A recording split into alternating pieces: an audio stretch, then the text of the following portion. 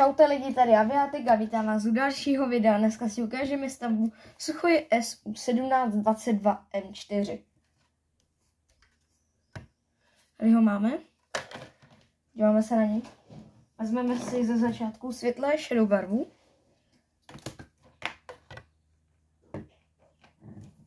A budeme dobarvovat aerodynamickou brzdu.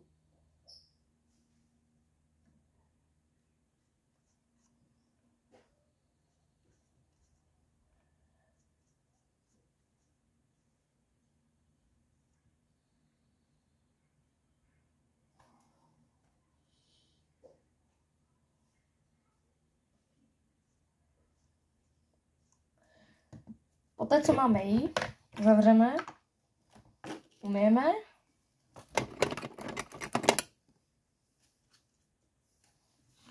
Vezmeme si lepidlo, jakékoliv. Hlavně ne Herkules teda, samozřejmě. A vezmeme si části na křídla, na pravé křídlo.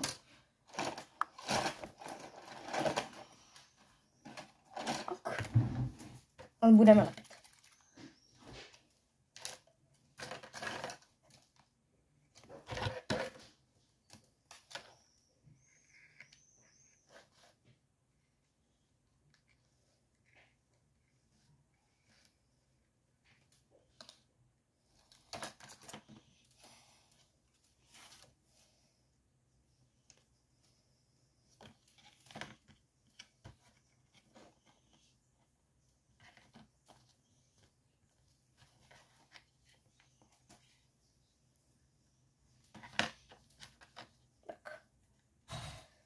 Máme slepeno a teď si vezmeme tu vnitřní část křídla a tu slepíme a do ní dáme i tu vnější. Tak.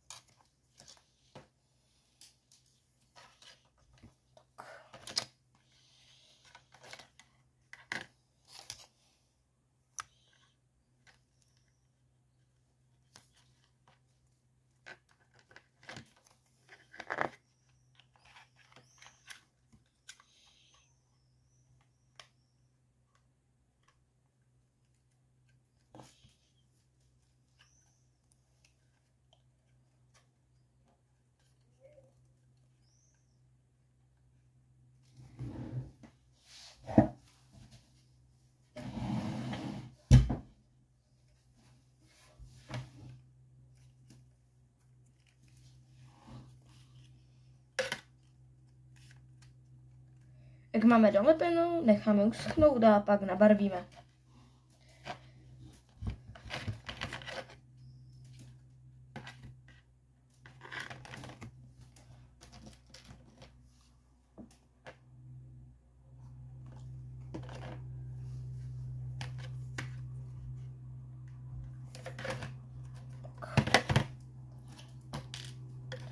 Vezmeme si trup.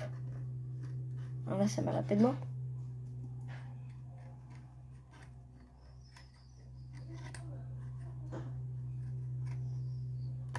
Tak.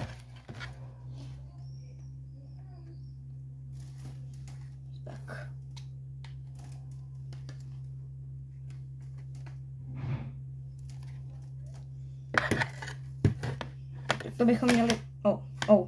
se moc nepovedlo.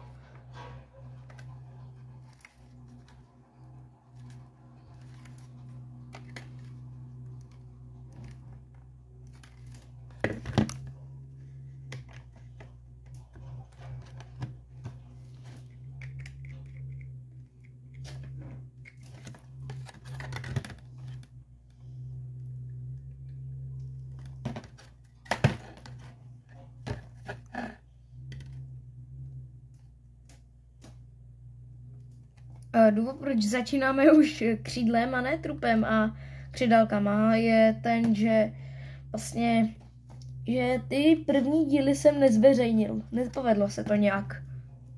Tak teda mám tady tento díl jako náhradu.